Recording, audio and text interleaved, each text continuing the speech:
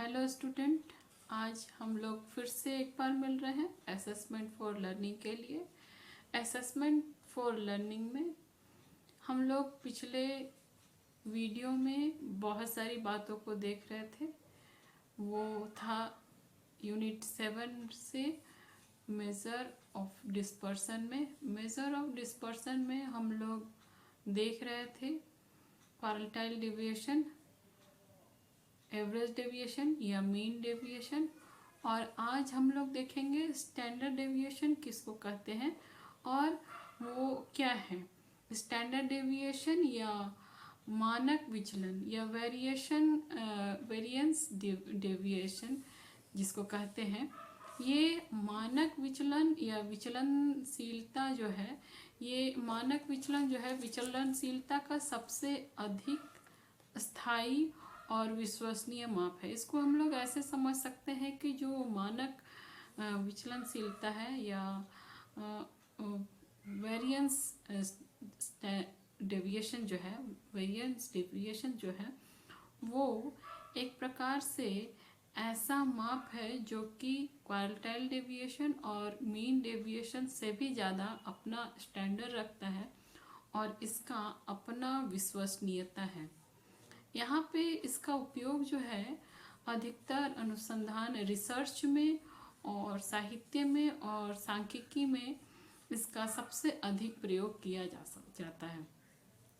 माध्य विचलन को जब कैलकुलेट करना रहता है या फिर हम कह सकते हैं ज्ञात करना रहता है, तो उस समय इसमें बहुत सारे चिन्हों को ध्यान नहीं दिया जाता है। जैसे कि जब हम लोग लास्ट वीडियो में देख रहे थे कि mid deviation, mean deviation, average deviation निकाल रहे थे, तो एक्स के दोनों ओर पैरेलल लाइन खड़ी थी, जिसका अर्थ था कि हम लोग उसके मेज़र को कैलकुलेट नहीं करें, उसके वैल्यू को कैलकुलेट नहीं करें, और हम लोग इस तरह से ये दिखाएं कि कैसे उसका मेज़रमेंट चल रहा है और उसमें जो पॉजिटिव और नेगेटिव साइन है उसको डिसअपियर कर दे या उसको हटा दे, नग्न कर दे और उस तरह से कैलकुलेशन करें।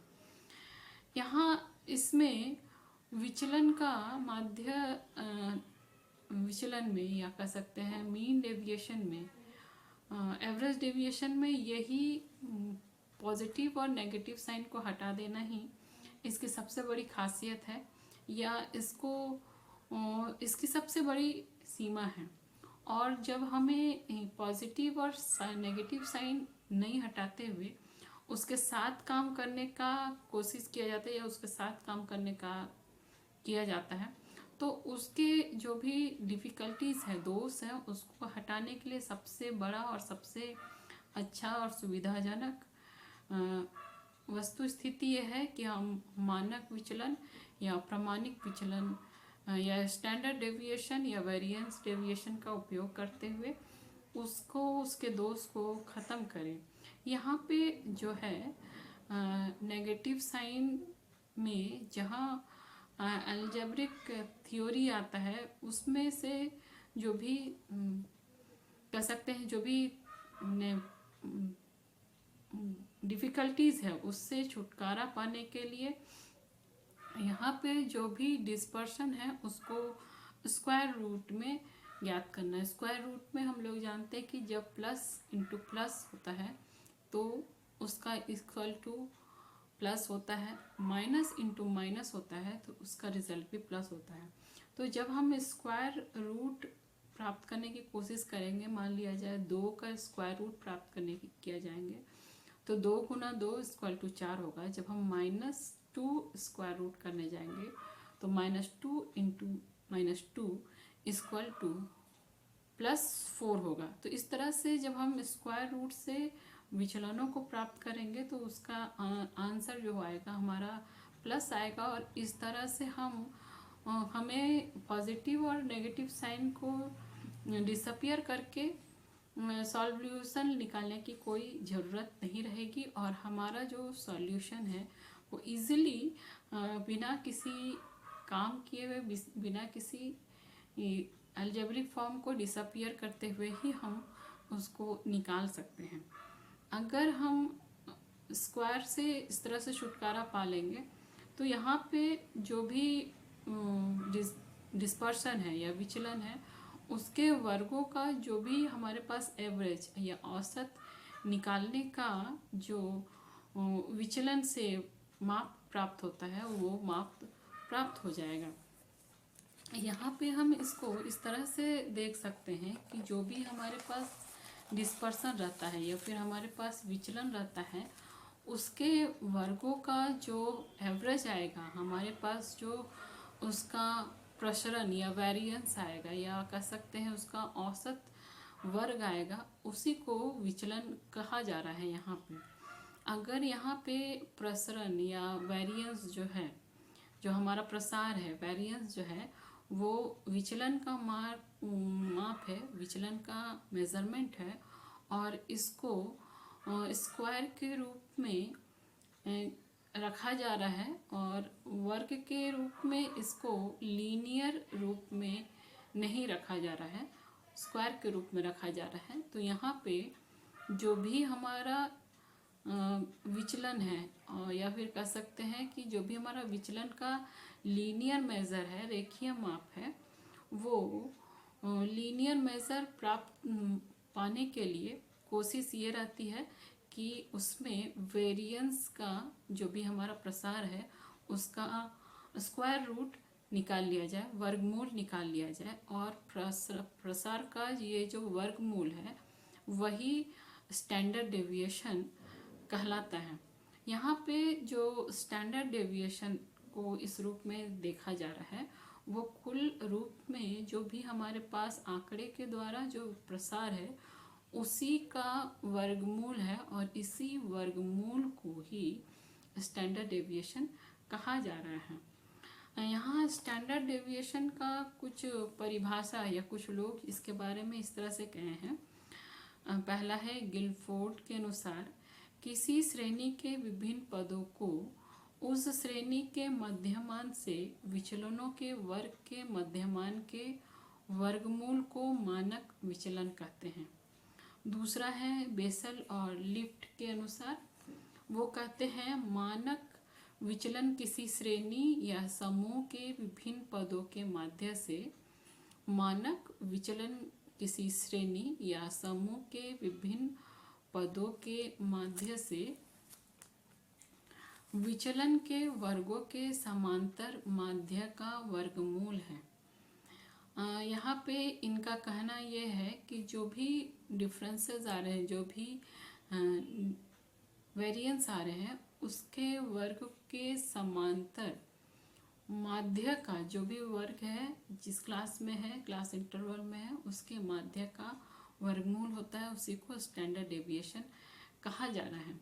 जब भी स्टैंडर्ड डेविएशन को चलाने की बात आ रही है तो हमें ये जान लेना चाहिए कि स्टैंडर्ड डेविएशन के क्या गुण हैं और इसके क्या उपयोगिताएं हैं, मेरिट्स और यूजेस ऑफ स्टैंडर्ड डेविएशन। मानक विचलन का गुण या उपयोगिताएं इस प्रकार से है। मानक विचलन जो है केंद्रीय विचलनशीलता का माप है, सेंट्रल टेंडेंसी के डेविएशन का जो माप है और इसकी माप के लिए केंद्रीय विचलनशीलता की माप के लिए ये सबसे अधिक विश्वसनीयता रखता है स्टैंडर्ड डेविएशन। दूसरी बात यह है कि इसमें सभी तरह के वितरण या प्राप्तांक आधारित रहते हैं या फिर कह सकते हैं कि इसमें जो भी वितरण है वो सभी प्राप्तांकों पर आधारित हैं। तीसरी बात है मानक विचलन में विचलन के धनात्मक तथा ऋणात्मक चिन्हों में कठिनाई नहीं होती है।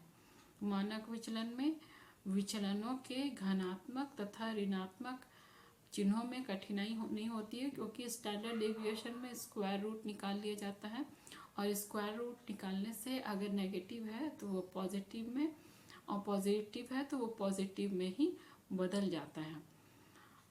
इसके आगे है मानक विचलन पर न्यायदर्श के बढ़ने और घटने का प्रभाव बहुत कम पड़ता है। स्टैंडर्ड डेविएशन जब भी निकाल रहे हैं तो जो हमारे पास सैंपल है वो अगर बढ़ता है और घटता है तो स्टैंडर्ड डेविएशन के आंसर पे उसका इफ़ेक्ट बहुत कम पड़ता है, जिससे कि वो बहुत ही रिलायबल हो जाता है और बहुत ही आराम से उसका काम या उसका पता चलता है। अब हम आते हैं मानक विचलन के दोष और सीमाओं में। मानक विचलन के दोष और सीमाएं जो हैं वो इस प्रकार से हैं। डीमेरिट्स और लिमिट्स ऑफ स्टैंडर्ड डेविएशन। मानक विचलन के दोष और सीमाएं इस प्रकार से हैं। पहला, शिक्षा, मनोविज्ञान और समाजशास्त्र के अलावा ये अर्थशास्त्र, व्यापार आदि के क्षेत्रों में मानक विचलन की उपयोगिता बहुत कम है। अगर हम देखेंगे तो शिक्षा, मनोविज्ञान और समाजशास्त्र में जब भी रिसर्च वगैरह का काम चल रहा है, कोई भी बातें चल रही है, पढ़ाई से संबंधित बातें चल रही है, तो उसमें स्टैंडर्ड डेविएशन का काम यूज़ होता है। लेकिन अर्थशास्त्र, व्यापार और अन्य क्षेत्रों में इसकी उपयोगिता कम है। जब भी स्टैंडर्ड डेविएशन का कैलकुलेशन करना होता है तो विचलन के मापों की तुलना में इसकी गणना थोड़ा सा अधिक कठिन है। अगर हम देखें क्वार्टाइल डेविएशन में, एवरेज डेविएशन में जब हम निकाल रहे थे तो बहुत ही आसानी से निकाल लिए थे, लेकिन जब स्टैंडर्ड डेविएशन की बात है तो फ्लक्चुएट टर्म्स टू टर्म्स इसमें थोड़ी सी कठिनाई आ रही थी, जिसमें बहुत बारीकी से ध्यान देने की ज़रूरत है। तीसरी बात यह है कि इसमें अंतिम छोर में संख्याओं के प्रति ये संवेदनशील हो जाता है और यहाँ पे ये काम नहीं करता है। तो इस प्रकार से इस मानक विचलन की दोष और सीमाएं हैं, जहाँ पे अगर हम लोग देखेंगे तो बहुत सारी बातें ध्यान में देने लायक है कि यहाँ जो भी मानक विचलन है उसमें से जितने भी श्रेणी निकले, जितने भी स्टैंडर्ड निकल रहे हैं, वो मध्यमान से जो भी मीन से जो भी हमारा विचलन निकल रहा है वो वर्गों के मध्यमान के वर्गमूल के मानक विचलन के को मानक विचलन कहते हैं, स्टैंडर्ड डेविएशन कहते हैं। अगर दूसरी बात ये देखेंगे कि मानक विचलन जब भी किसी श्रेणी या समूह के विभिन्न पदों के माध्य से विचलन के वर्गों के समांतर माध्य के वर्गमूल के बराबर होता है। तो इस प्रकार हम लोग यहाँ पे ये बात गौर करने वाली होती है कि जब भी स्क्वायर का किसी भी डिफरेंसेस के वर्गों का औसत या प्रसरण या औसत वर्ग देखते हैं तो हम लोग वहाँ पे जब भी निकालने की कोशिश करते हैं तो उसको विचलन कहते हैं। वेरिएंस जो है विचलन का माप होता है और उसको अधिकतर लीनियर रूप में नहीं, जबकि इसको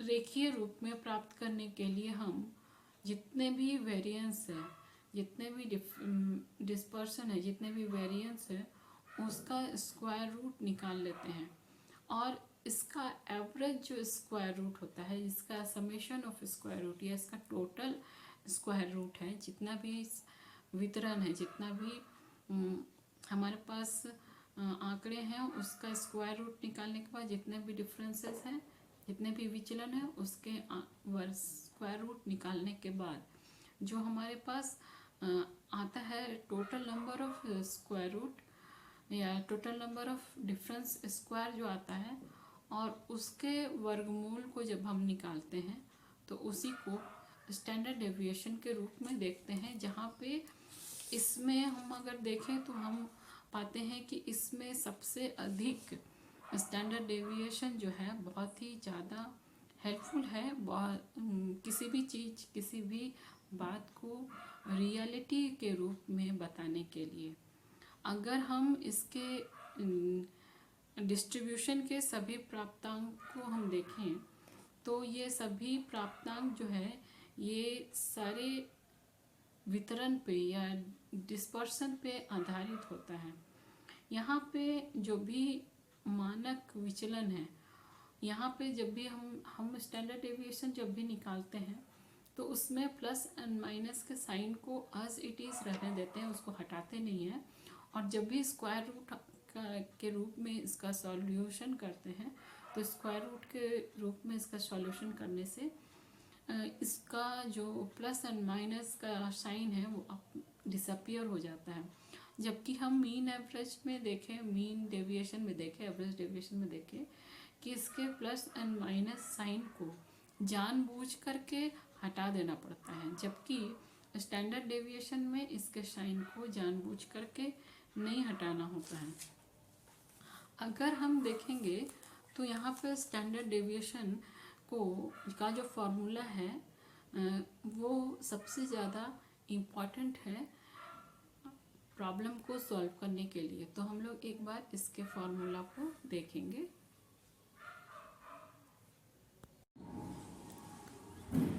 तो अभी हम लोग देख रहे हैं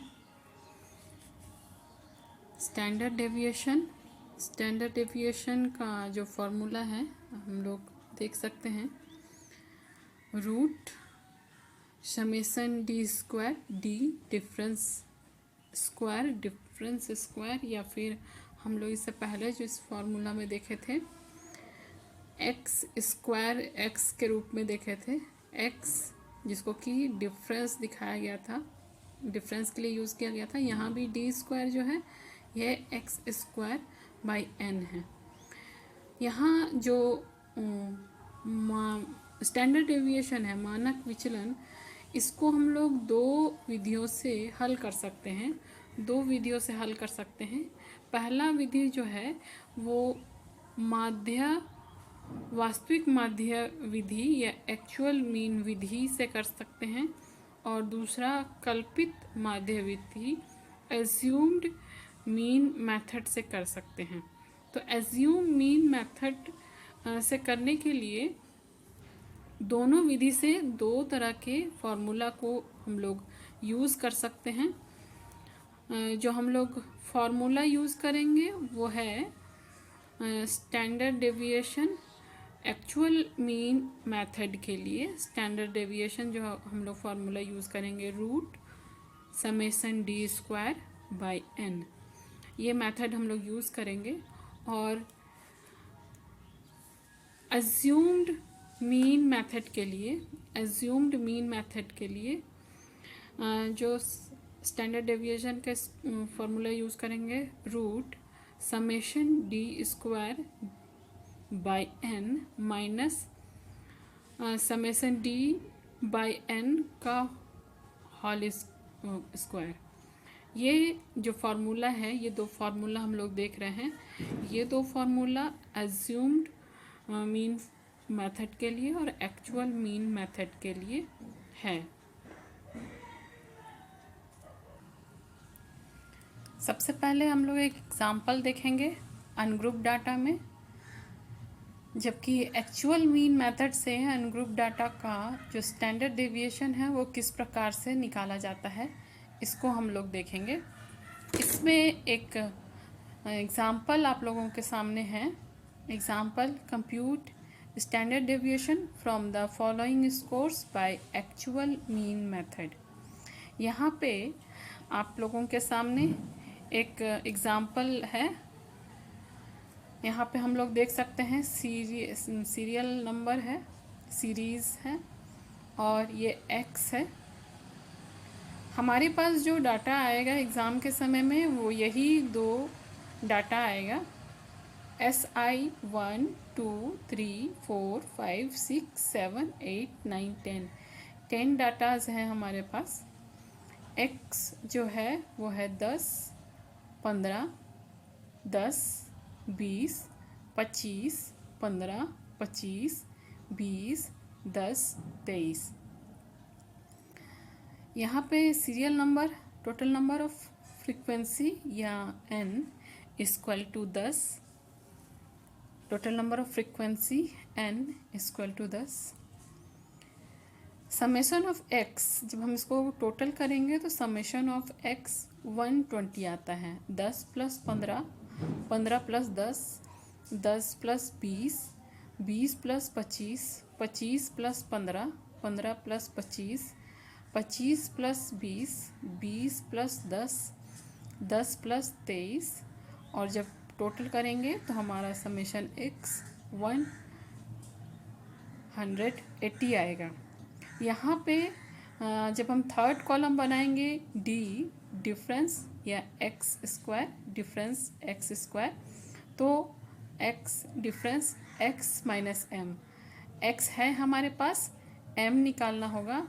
तो m हम लोग इससे पहले भी निकाले हैं एवरेज डेविएशन में, और क्वारंटाइन डेविएशन में हम लोग m निकाले हैं। m निकालने के लिए हम लोग समेशन x बाई n, हमारे पास समेशन x 180 बाई n 10 है। जब इसको हम लोग सॉल्व करेंगे तो सिंपल प्रोसेस ये भी है कि 0 0 हटा दें, हमारा 8 बच गया, या 10 से डिवाइड करेंगे तो हमारे पास आंसर आएगा 18।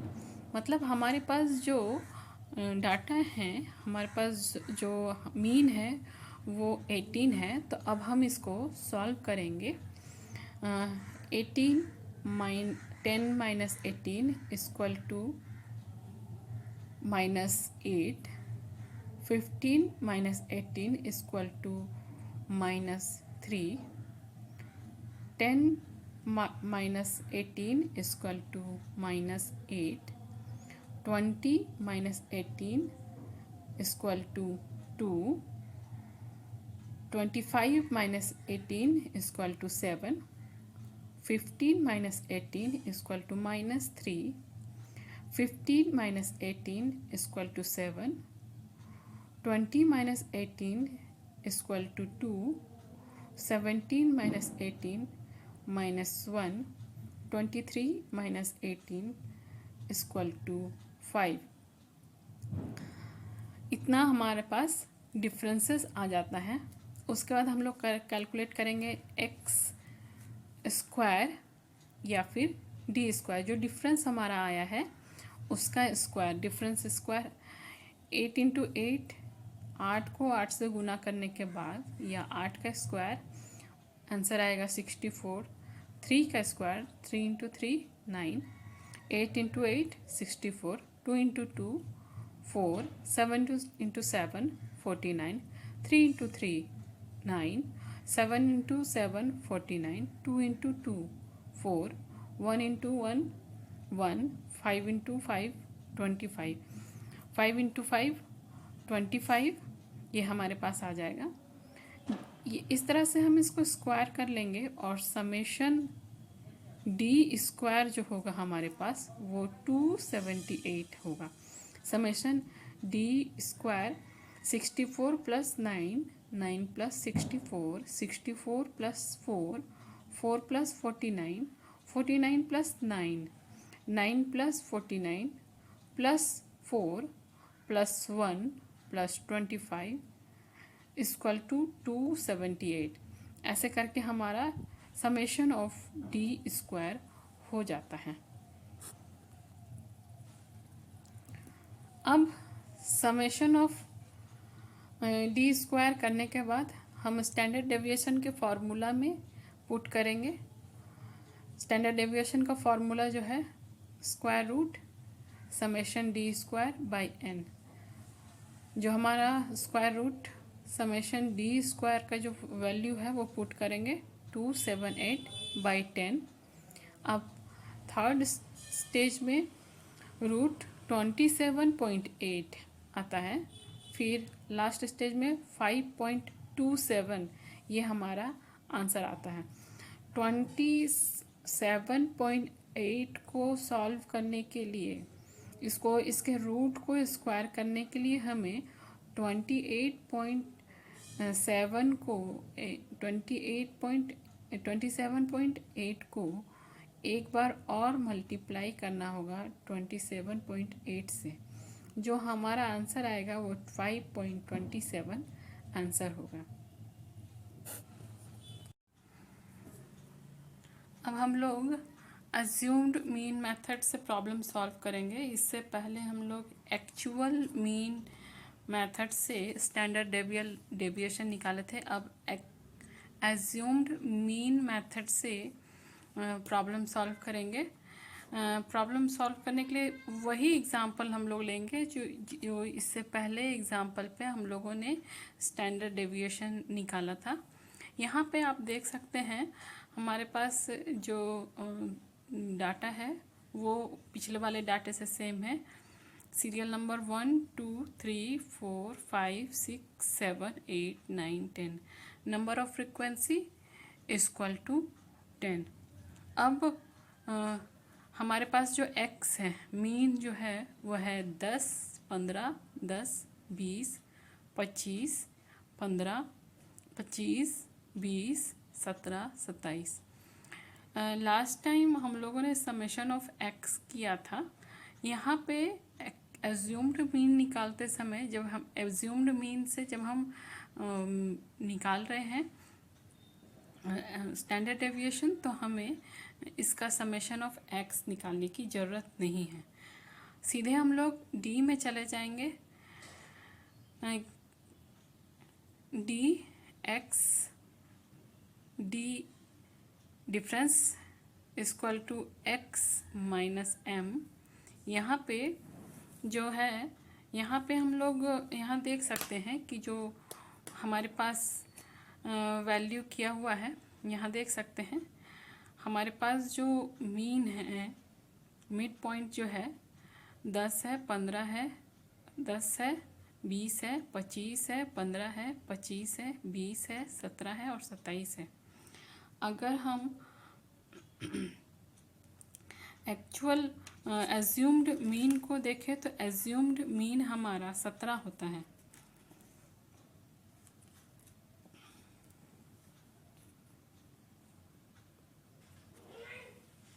अब इसमें 17 कैसे होता है 17 कैसे होता है ये आपको लग रहा होगा। अगर हम इस आंकड़े को सीरीज़ वाइज करेंगे तो सीरीज़ वाइज करने पे 17 इस पूरे आंकड़े का सेंटर मिड पॉइंट आता है, या फिर कह सकते हैं कि इसकी स्थिति पूरे आंकड़े में बीच का स्थिति रहता है। इसीलिए इसको हम लोग 17 को एज्यूम्ड मीन मान लेते हैं।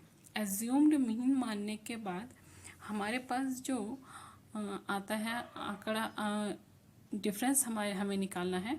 उसको निकालने के लिए 10 minus 17 equal to -7, 15 minus 17 equal to -2, 10 minus 17 equal to -7, 20 minus 17 equal to 3, 25 minus 17 equal to 8, 25 minus 17 equal to -2, 25 minus 17 equal to 8, 20 minus 17 equal to 3, 17 minus 17 equal to 0, 23 minus 17 equal to 6। यहाँ पे जो हम लोगों ने किया है इसमें समेशन ऑफ डी करने की ज़रूरत नहीं है। इस तरह से हमारा डिफरेंसेस निकल जाता है। हमारे आंकड़े का जो मिड पॉइंट से जो हमारा आंकड़ा है या नंबर है उसका आंकड़ा हमारे पास निकल जाता है। ये जो डिफरेंस निकलता है उसके बाद हम थर्ड कॉलम में आते हैं, फोर्थ कॉलम में आते हैं, जिसमें हमें निकालना है डी स्क्वायर या डिफरेंस स्क्वायर। इसको हम लोग इससे पहले एक्स डैश में देखे हैं। बहुत सारी किताबों में आप लोगों को एक्स डैश मिलेगा, बहुत जगह डी स्क्वायर मिलेगा। जो आप लोगों को सुटेबल लगता है वैसे ही आप अपने डाटा में लिख सकते हैं। 7 डी स्क्वायर मतलब जो हमारा डिफरेंस है उसका square. 7 into 7 49, 2 into 2 4, 7 into 7 49, 3 into 3 9, 8 into 8 64, 2 into 2 4, 8 into 8 64, 3 into 3 9, 0 into 0 0, 6 into 6 36। इतना हो जाने के बाद अब हम समेशन डी स्क्वायर निकालेंगे। हम जब समेशन डी स्क्वायर समेशन मतलब total d square equal to 288 निकाले कैसे हम लोग 49 + 4, 4 + 49, 49 + 9, 9 plus 64, 64 plus 4, 4 plus 64, 64 plus 9, 9 plus 0, 0 plus 36। तब हमारा आंसर डी स्क्वायर जो आता है वो 288 आता है। अब जो हमारे पास वैल्यू मिला है E d square standard deviation actual assumed mean method से, जो हम उसका फॉर्मूला पुट करेंगे square root E d square by N minus E d by N उसका होल स्क्वायर। हम यहाँ पे पुट करेंगे समेशन ऑफ डी स्क्वायर, जो हमारे पास आंसर आया है 288, total number of frequency 10, E D 10 and total number of frequency 10 square. यहाँ पे आप कहेंगे कि ई डी स्क्वायर ई डी कैसे आया है, तो यहाँ पे मैं आप लोगों को बता देना चाहूँगी। यहाँ पे आप देख रहे हैं d equal to x minus m. D equal to x minus m में जब हम लोग निकाल रहे थे, जो हमारा एज्यूम्ड मीन था 17 में से हम लोग जब निकाल रहे थे 10 माइनस 17, इस तरह से 17 को मीन मान करके हम डिफरेंस निकाल रहे थे एज्यूम्ड एक्स से, तो हमारे पास आंसर आया था -7, -2, -7, इस तरह करके हमारा आंसर आया था। जब हम इसको टोटल करेंगे तो हमारे पास समेशन डी जो आएगा वो 10 होगा। आप देख सकते हैं इसका टोटल करके कि इसका समेशन आंसर जो होता है वो 10 आता है। इसको हमें हल करने के लिए हम एक दूसरा उपाय कर सकते हैं, वो इस प्रकार से है। यहाँ पे मैं आप लोगों को दिखा रही हूँ कि समेशन डी कैसे आया। ये जो हमारे पास वैल्यू रखा हुआ है -7, -2, -7, 3, 8, -2, 8, 3, 6, इसको हम लोग नॉर्मल वैल्यू में रखेंगे। ये रफ वर्क है। हम लोग प्लस वाले को इस साइड में रखेंगे। यहाँ पे है 3 + 8 + 8, 3 + 8 + 8 + 3 + 6 प्लस, अब हमारे पास सारा प्लस वाला चला गया है, तो अब हम यहाँ से स्टार्ट करेंगे -7 + -2 प्लस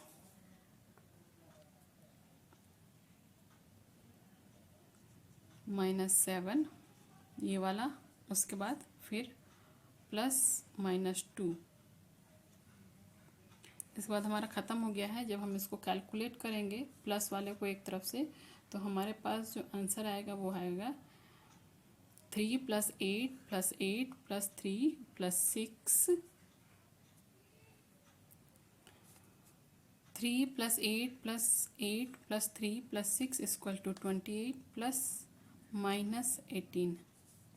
हम इसका अगर वैल्यू खोल दें तो 28 - 18, हमारे पास जो आंसर आएगा वो 10 होगा।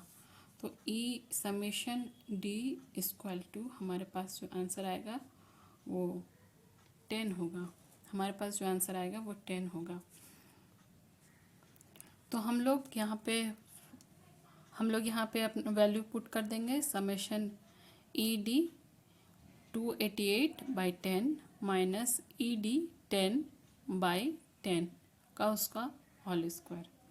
यहाँ पे हम लोग करेंगे, इसको सॉल्व करेंगे तो हमारे पास जो आंसर आएगा 28.8, यहाँ दोनों कट कर देंगे तो हमारे पास आंसर आएगा 1। इसको 28.8 - 1 से हम लोग सॉल्व करेंगे, 28.8 आएगा। और जब हम लोग इसको सॉल्व करेंगे और इसका स्क्वायर खोल देंगे तो 5.27। यहाँ पे आप लोग देख सकते हैं कि एक्चुअल मीन का जो आंसर आया था वही आंसर एज्यूम्ड मीन से भी, फार्मूला से भी निकालने से भी हमारा आता है।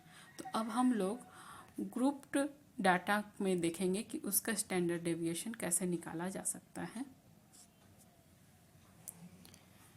ये ग्रुप्ड डाटा से निकालने के लिए जो फॉर्मूला है उसका है calculation of standard deviation from grouped data. वर्गीकृत आंकड़ों से संबंधित प्रश्न का जो हम लोग स्टैंडर्ड डेविएशन निकालेंगे उसको भी दो मेथड से निकाल सकते हैं, एक लॉन्ग मेथड है, एक शॉर्ट मेथड है।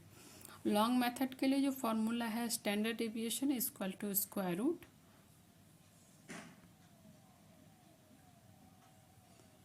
Standard deviation equal to square root summation F D square by N. Long method है ये। Standard deviation equal to square root summation F D square by N minus summation F D by N उसका whole square into class interval. ये shortcut method का formula है। तो इसमें long method का भी फॉर्मूला है, शॉर्ट मेथड का भी फॉर्मूला है। तो इसको हम लोग उसी के अनुसार से सॉल्व करते हैं। और इसके लिए अभी आप लोगों को मैं दो एग्जांपल दिखाऊंगी, एक लॉन्ग मेथड से और एक शॉर्ट मेथड से।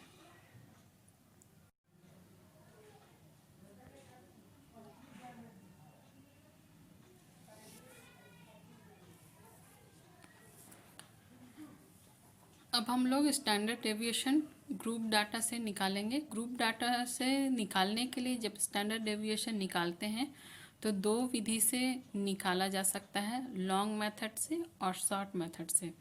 लॉन्ग मेथड के लिए जो हमारे पास फॉर्मूला है वो standard deviation square root equal to square root summation F D square by N. ये लॉन्ग मेथड है। Square root equal to summation F D square by N minus summation F D by N का whole square into class interval. ये shortcut method है।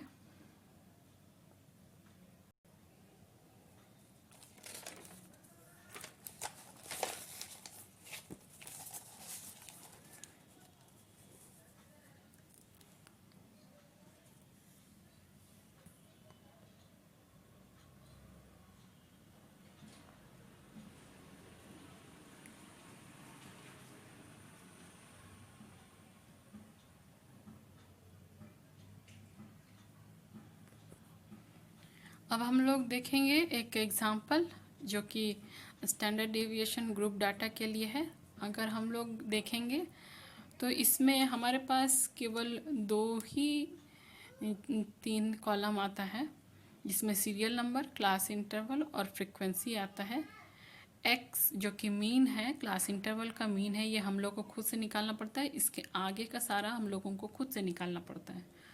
तो एक एक करके मैं आप लोगों को बताते जाऊंगी। सीरियल नंबर 1 2 3 4 5 6 7 यहाँ तक हमारा डाटा है। क्लास इंटरवल है 40 से 44, 35 से 39, 30 से 34, 35 से 29, 20 से 24, 15 से 19, 10 से 14। अगर हम इसको कंटिन्यूअस फॉर्म में देखेंगे 10 से 14, 15 से 19, 20 से 24, 25 से 29, 30 से 34, 35 से 39, 40 से 44। ये हमारा कंटिन्यूअस फॉर्म है। इसका फ्रीक्वेंसी जो है 3 4 4 7 5 3 2, ये हमारा फ्रीक्वेंसी है। अगर हम इसके एक्स को देखेंगे तो एक्स में हमारा जो है वो है 42, 37, 32, 27, 22, 17 और 12 है। ये कैसे आया? 40 + 44/2, तो हमारा आंसर 42 होगा। इस तरह से हम इसका मीड निकालते जाते हैं। और इसमें जो होता है 40 से 44, 42, 35 से 39, उसका मिड पॉइंट हो गया 37, 30 से 34, इसका मिड पॉइंट हो गया 32, 25 से 39, इसका मिड पॉइंट हो गया 27, 20 से 24, इसका मिड पॉइंट 22, 15 से 19, इसका मिड पॉइंट 17 है, और 10 से 14, इसका मिड पॉइंट 12 हो जाता है।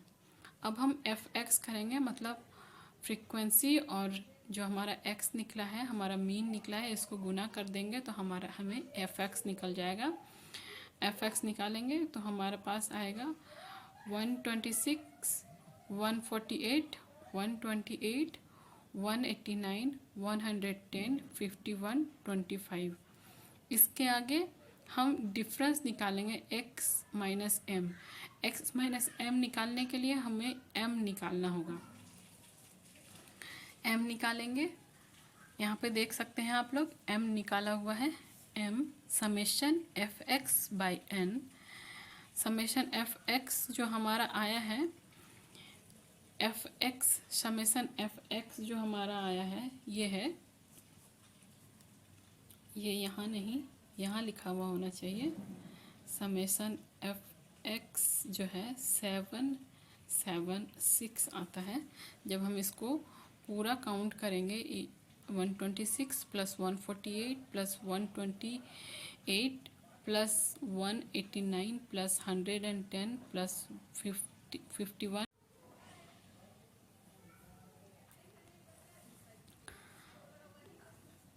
इस तरह से हमारा मीन निकल जाएगा। Summation f x by n में जब वैल्यू पुट करेंगे 776 by n, n equal to 28, तो हमारा वैल्यू आएगा 27.7। यहाँ जब मीन निकल जाएगा तब हम लोग यहाँ x माइनस एम डिफरेंस निकालेंगे। तो डिफरेंस जब हम 42 x जो है x 42 से 27.7 को माइनस करेंगे तो हमें आंसर आएगा 14.3, फिर आएगा 9.3, 4.3, 0.7, 5.7, 10.7, 15.7। फिर हम लोग एफ डी निकालेंगे, फ्रीक्वेंसी डिफरेंस निकालेंगे, तो हमारे पास आंसर आएगा 42.9, 37.2, 17.2, 4.9, 28.5, 32.1, 31.4। अब फिर एफ डी स्क्वायर निकालेंगे तो हमारे पास जो आंसर आएगा,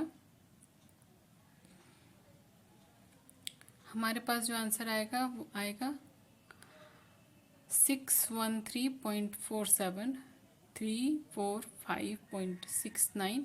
जब हम इसका स्क्वायर करेंगे 42.9 का स्क्वायर होगा 613.47, 37.2 का स्क्वायर होगा 345.96, फिर आएगा 73.96, 3.43, 162.45, 343.47, 492.97।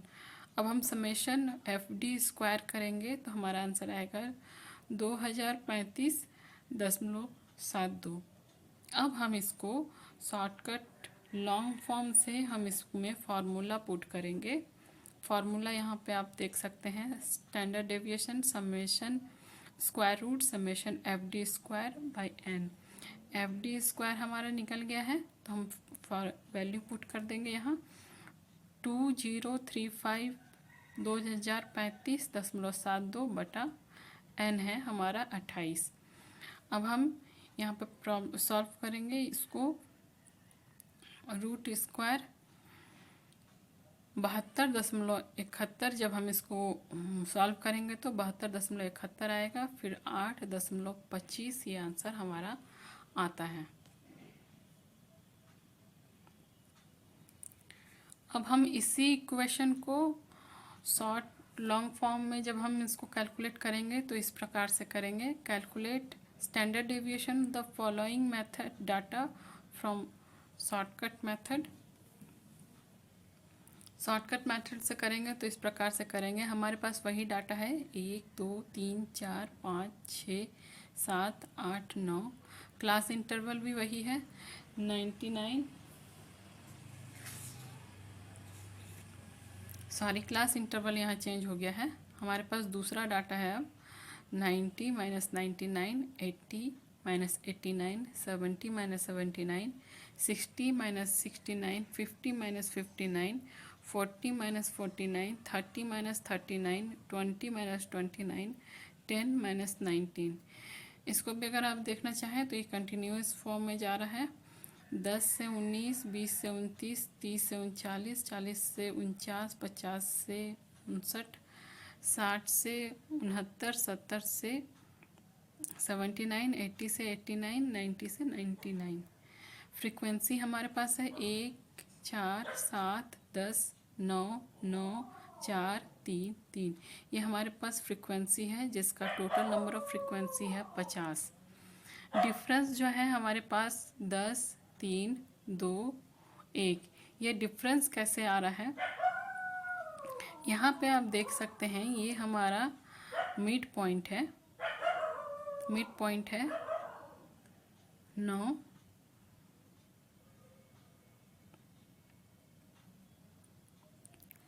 ये हमारा मिड पॉइंट है 50 से 59। यहाँ से जो हम कैलकुलेट करेंगे, यहाँ पे डिफरेंस यहाँ 0 है तो 0 के ऊपर वाला प्लस लगाएंगे डिफरेंस में, और 0 से नीचे वाला माइनस लगाएंगे। इसलिए यहाँ पे +1, +2, +3, +4 है। और जैसे घटते जाएंगे 0 से नीचे a -1, -2, -3, -4 है। अब यहाँ फ्रीक्वेंसी डिफरेंस करेंगे तो हमारे पास उसी के अनुसार से आ जाएगा। 10 + 10 है, यहाँ FD मल्टीप्लाई करेंगे f और d को, तो हमारे पास यहाँ आएगा 1 × 4 4, 4 × 3 12, 4 × 2 14, 7 × 2 14, 10 × 1 10, 9 × 0 0, 9 × 1 9, 4 × 2 8, 3 × 3 9, 3 × 4 12। यहाँ समेशन FD जो आएगा वो हमारा 32 आएगा। क्योंकि जब हम इस ऊपर वाले भाग को जोड़ेंगे तो हमारा आंसर 40 आएगा, और नीचे वाले भाग को टोटल करेंगे, जोड़ेंगे तो हमारा आंसर आएगा -38। 40 में 38 जब माइनस करेंगे तो हमारा आंसर आएगा 2। FD² जब हम करेंगे FD² तो 4 × 4 16, 12 × 12 36, 14 ×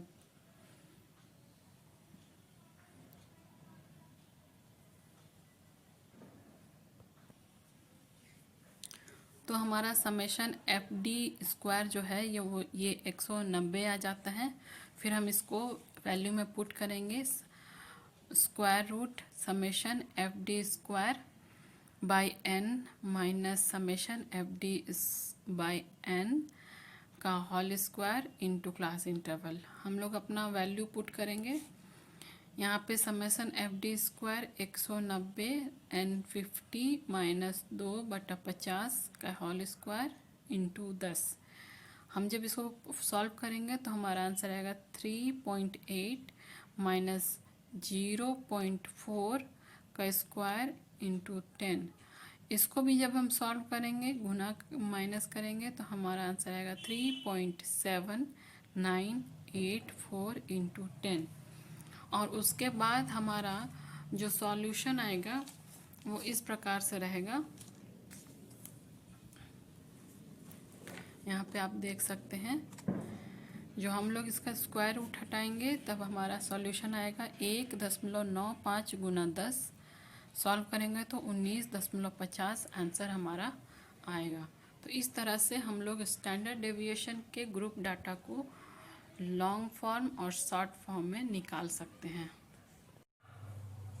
तो इस तरह से आज हम लोगों ने देखा कि स्टैंडर्ड डेविएशन को ग्रुप डाटा में और अनग्रुप डाटा में किस तरह से सॉल्व करना होता है, किस तरह से शॉर्ट फॉर्म और लॉन्ग फॉर्म इस्तेमाल होता है, और किस तरह से एक्चुअल मीन और रियल मीन से इस्तेमाल होता है। जब हम लोग इस्तेमाल कर रहे होते हैं अनग्रुप डाटा में स्टैंडर्ड डेविएशन के फार्मूला को, तो हम लोग एक फार्मूला जो कि है square root summation D² by n, इसको हम लोग एक्चुअल मीन मेथड से निकालते हैं। और दूसरा है एज्यूम्ड मीन मेथड से, जिसके लिए square root summation D square by N minus summation D by N का होल स्क्वायर, इससे हम एज्यूम्ड मीन से हम लोग निकालते हैं। और दूसरा चीज़ हम लोग ये भी देखें कि किस तरह से standard deviation group two formula में, ग्रुप टू आंकड़े में जो हमारे पास रहते हैं उसको हम लोग किस तरह से निकालते हैं। उसका फॉर्मूला हम लोग यूज़ किए, standard deviation equal to square root summation F D square by N, ये लॉन्ग मेथड के लिए हम लोगों ने इस्तेमाल किया। और summation standard deviation equal to square root summation F D square by N minus summation F D by N उसका whole square into class interval, ये हम लोगों ने शॉर्ट मेथड में इस्तेमाल किया। तो इस तरह से हम लोगों ने आज देखा कि किस तरह से स्टैंडर्ड डेविएशन ग्रुप डाटा में और अनग्रुप डाटा में निकालते हैं। अब अगले वीडियो में कोई और नए टॉपिक के साथ आप लोगों के साथ उपस्थित होंगी। तब तक के लिए थैंक यू।